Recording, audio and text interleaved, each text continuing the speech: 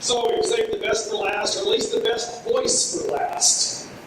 Scott Brown is an economist on faculty at Mizzou, and he grew up west of here a little ways, went to Northwest Missouri State, and then PhD at the University of Missouri. He's been on faculty, worked at Factory, which is well known for its economic forecasting. Scott does a lot of consulting, advising government agencies, testifying before Congress, and so on. So, very much an expert in this area. We're very happy to have him cooperating in these projects. And Scott? Thanks very much, Bill. Okay, I will give it back to you when I end. I won't take it with me back to Columbia. All right, so I'm trying to figure out exactly how I got the great honor of being last. I'm going to blame Dr. Patterson for saying, let's put Scott at the very end while everybody's trying to leave. And we got all of our animal science messages across, but those economists, we'll just give them the very last part of this tonight. However, all your colleagues talked about what tonight? Economics. All right, so it all matters at the end of the day whether or not you make money. I think you'd prefer to make more money relative to less money. So I started tonight. How many of you like that prime beef? Yeah. All right, so my email this afternoon, lo and behold, I have a reporter who says, Scott, I'd like to talk to you about this Beyond Beef. Do you know what Beyond Beef is? Does anybody know what Beyond Beef is? Yeah, Bruce is sitting up here going, I don't want to talk about it. All right, so I thought it was made from hamster meat, but I've learned it's soy or peanuts. And I go, so to get a little red, we put beet juice in with it? How can that be good? But you better understand at the end of the day, what consumers want in this country and what consumers demand is where we can make some gains. And I think we have an opportunity when I look at the research that goes on. John does a great job. He's standing back there drinking water. I go, great job at this center in terms of focused on quality. And I know there's a cost to that, but I go, if we can grow the cattle industry in this, grow beef demand in this country, the cattle industry comes right along with it. So we have to understand targeting what today's consumers want is extremely important. And I think the interest in high quality beef, when you look at the data that we've seen in 2017, tells us something about where this industry can go. And it can take the technologies that Dr. Patterson and crew have developed for a long period of time and implement them successfully. And those are the things that I want to spend just a few minutes talking about. So number one, it's not been as good for cattle markets. I don't care what prices we talk about. Calf prices have not been as strong as we've looked the last few years. I'm not talking about 2017 to 2016 when I say that, but do y'all remember selling some $3 calves not that long ago? All right, so for those of you that want to hold out for selling $3 calves in 2017, you can just go on out the door. All right, I'm joking a little bit. However, those were phenomenal prices that happened for a very particular reason. Droughts of 2012, record high feed costs, a lot of things happened that got us those kind of calf prices. Those are not probably going to be with us, and in fact, more downside risk than upside potential to those markets. All right, so I turned my presentation around for you tonight to say, you want to know what I think our cattle and calf prices are headed in the next couple of years? Lower.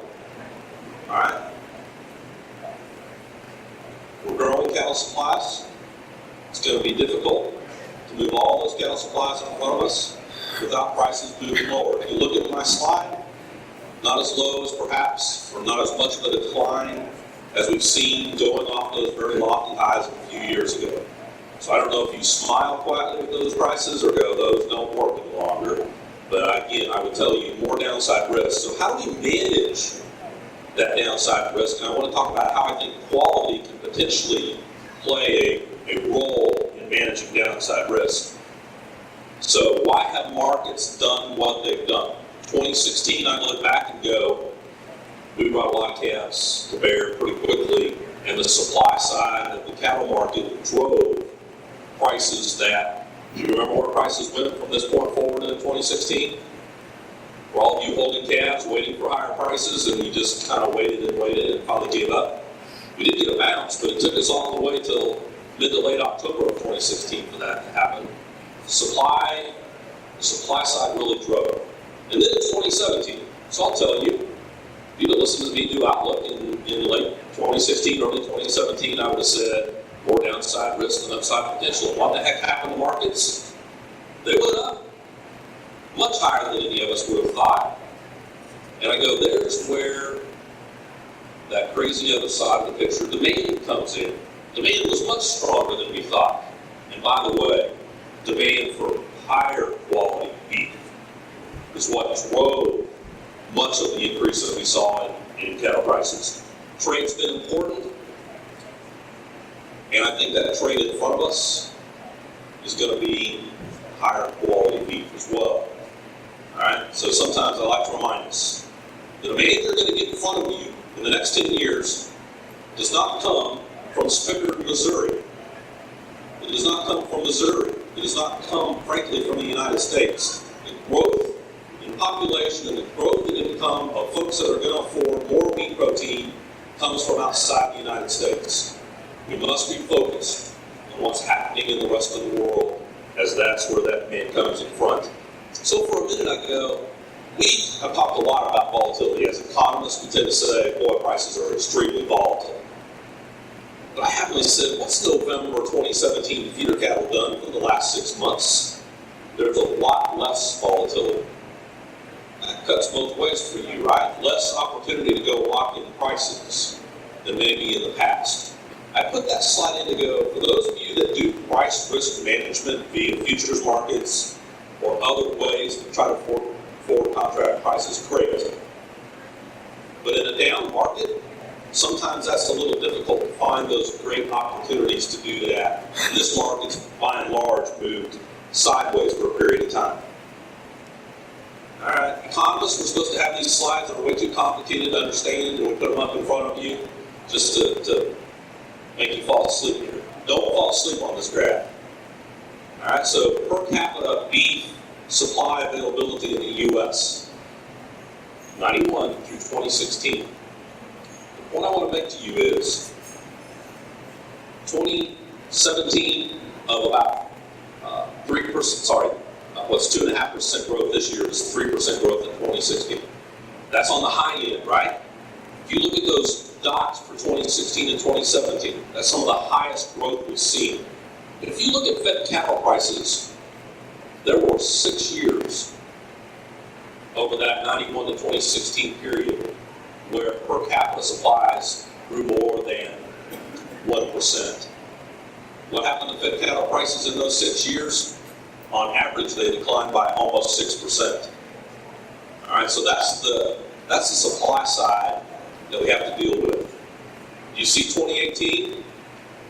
And do you see 2019? More growth coming in front of us. That's why, again, I worry about the supply, the downside risk from the supply side. If you look at pork, wholesale pork demand, the black line, that's what we want. That's what we want in cattle markets. That growth has been quite good of late. Now, the nice thing about beef in particular, total beef, what used to be a downtrend has at least flattened, right? We'll take that as our first win. Now we've got to grow that trend more in front of us. Now, here's where, be careful, total beef, not beef by quality type. We're going to look at that beef by quality type as we look here. All right, so my graph, a lot of people look at this graph and they go, what's that hole missing in the middle? And they think that you should compare the left side of the graph to the right side of the graph. And I go, don't do that. Unfortunately, our government was shut down and we didn't keep data over that period of time. That's the only reason why there's no data right there. But do you see the trends in those lines? That wholesale value in many ways gives us an estimate of demand. When those lines are going up, demand is going higher. When those lines turn down, demand is weaker. All right, so we've got branded choice, we've got select, ungraded, and prime. Which line would you like to go take advantage of? You better get the green one, right, Bruce? All right, so don't let my graph mislead you. Green line's off the right-hand side of the axis, much smaller numbers. The left-hand side, choice and select. That's where we get the majority of the value of beef today. But the growth is what I'm after. That growth in prime is quite phenomenal. Box beef prices. All right, so all the time I see folks still equate the choice, select, spread to quality. No, that's not it. At least got to be upper choice or prime to really capture what I think has been the demand for higher quality beef today. So I look at those, and by the way, so we peaked out back there in late June on box beef prices. You see what happened to the choice box beef price? It's fallen about just a mere 25% since its peak. Prime, more like a 5. Is that a price risk management strategy? If prime is less volatile, shows less decline, and I capture some of that market, does that all of a sudden, by default, become a price risk management strategy without having to use futures markets?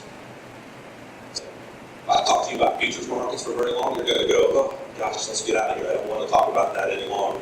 We don't do that. We don't tend to use futures markets very often on the cattle side.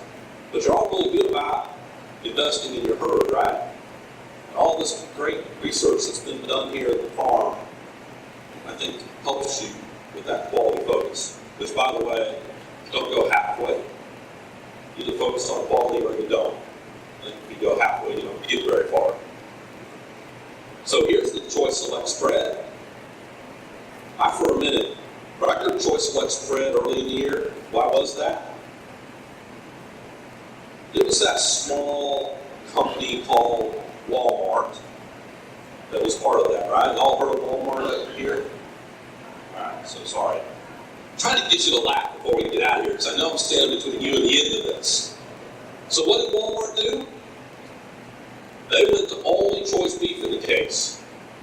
You think they just randomly one day woke up and said, you know what, let's take that select beef out, put choice beef in it. No. Learned anything about Walmart, there's a lot of research that goes on behind that strategy. They knew there was more money in their pockets by changing, right? So that's one of the reasons why you see that choice select spread that got so wide. And by the way, what gets high can also get low, which we've seen of late. All right, so I go, choice is great, but we got to get beyond that. When you look at that prime box beef to choice spread, that's where I'm excited. It's still above year-ago levels. You look back at the previous one, we fell below year-ago levels. So demand seems to have been stronger. A very similar graph, just to again remind us that that prime line is the one that's moving. Load data. All right, so sometimes we have trouble segmenting what's going on between select, choice, and prime. USDA gives us a little bit of load data that we can look at. I look at that load data that tells me, number one, the only growth that you see in that loads data of late has been for branded products and prime. The others have generally trended lower, albeit there are some points in time where they've all risen. And when I look at the branded line, for example, as we've gone into 2017, you see the jump at the very last, right? That's the demand that's been growing for us. All right, back to my volatility. Black line, premiums for cattle grading choice. The gold line, premiums for cattle grading prime. Which one of those is more volatile? That's not hard to see on that graph, right? So again, a price risk management tool to lower volatility that doesn't require you to play in the futures market to take advantage of. These guys have developed all that technology, you get a chance to apply it. I want to make sure, all right, so sorry, Dwayne Daly, terrible graph on my part. He's on me all the time for way too many words on the slide. This is one of them. But I want to make sure. Argentina turned out a attaché report on September 12th. Investment in higher quality genetics. We're going to get competition out there. It's going to come from other countries. Australia on September 6th, rising export demand for grain-fed cattle, increasing cattle and feedlots. Australia will come back and be competition for us. You look at the EU. The import tariffs and fixed quotas have created a shortage of higher quality beef within the EU. So even with the trade restrictions that we see going on within the EU, they know there's an interest in higher quality beef. Japan, we all know about the interest in higher quality beef in Japan. I go back to China for a minute. It's a country today that's consuming about 10 pounds per capita of beef. That market opened us, right? Correct. More beef going to China. And I go, I'm interested in that segment of the Chinese population that has more income in their pocket that wants higher quality beef. That's the win for us, not what we send them today. And that win will occur longer term. But just think about 1.4 billion people going from 20 pounds per capita, from 10 pounds per capita to 20 pounds per capita. That's 1.4 billion pounds of beef, right? Even the economist can do the math. I don't need Dr. Patterson. 1.4 billion pounds more beef. If we got that in the U.S., what would happen to cattle prices? They'll go up. All right, so there's some things to be excited about as we move ahead. If you look at the value, all right, the gold line being international, yes, it's on dollars per kilogram. The black line is retail, U.S. dollars per pound. But still, the trend of those lines are important. Which one's been growing the fastest? International values, right? So we've been able to ship more higher value products across time. And yes, I know that gold line turned down when exchange rates made the dollar weaken. But we have an opportunity outside the U.S. to also ship higher quality beef. All right, so I wanted to at least try this. So all the time I hear, can't capture those if I don't feed my cattle, right? So I said, well, let's just happily take last week's Missouri weighted average feeder cattle reward. I'll go down to the 748 pounds, so one row below the break there. 1,198 calves sold. I guess Dr. Patterson got $1.25 for his, and Jared got $1.67 for his. Is there a spread in those prices? Why is that spread there? What's that? Color. I might go, there's other characteristics as well, but those don't come randomly. Better calves bring better prices. The more you know about those calves, the more you can demand those premiums, right? But markets are already paying differently for calves depending on the quality. And so I think you don't have to own calves because feeding cattle, which I know some of you probably do in here, is its own risky enterprise, right? And I'm saying not to do it. There are times to feed cattle and times not to feed cattle. There's times to let Kansas feed yards own Missouri calves, and there's time for us to feed them here in Missouri. Being able to make that decision year by year, but having markets willing to pay for higher quality is important. All right, where do cattle markets go from here? Again, I'll remind you that supply side pressure is real. Here I said on a Thursday night, we're going to get a cattle on feed report tomorrow at 3 o'clock Eastern. I'll be proved wrong, but I suspect that report will give us the placements, although higher, won't be significantly higher than a year ago. That'll be helpful to the markets, but the supply side is still going to be strong in front of us. Demand is the key. Growing demand for beef. I can sit here a decade from now and guarantee you'll be much happier with the industry if the demand for our product grows. And if it's as simple as providing better beef that we actually get paid for more, if you look at the markets today, that's a surefire way for us to be more excited about this industry going forward. It ties together the research that I see being done here that has the ability to focus on better genetics and tying that together with what the market demands today. All right, so I tried to stay on time as best I could. I'll take questions. Dr. Patterson.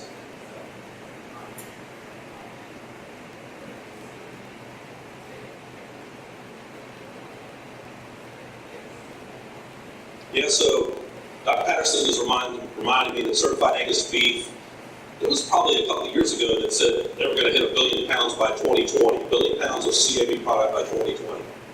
You think they're going to meet that goal? They already met it. All right, that ought to tell you something about that demand and pull. Now I'm not going to say I'm here to support Angus, not support Angus, but correct marketing matters, right? I think that's one of the things we see by folks like CAB being so successful. However, marketing only gets you part of the way there. You've got to deliver the goods at the end of the day. It better be a better product. It won't last forever that you can just be a good marketer. All right? And by the way, don't forget, those alternatives like Beyond Beef or Beyond Meat, whatever it's called. So I saw Cisco going to probably promote that. TGI Fridays are already talking about putting it on the menu. Those are the things that are going to continue. And by the way, I like beef, all right? Don't think the average consumer sits here at Spickard, Missouri. All right? You got to make certain that we get to that. Because I go a lot of places in this country, and one of the things that I do, I want to know what good beef is like in that part of the country. And I've had some pretty crappy beef in that experience. We have to make sure we get consistent, good quality beef there. And that's one of the real success stories of CAB. Other questions for me?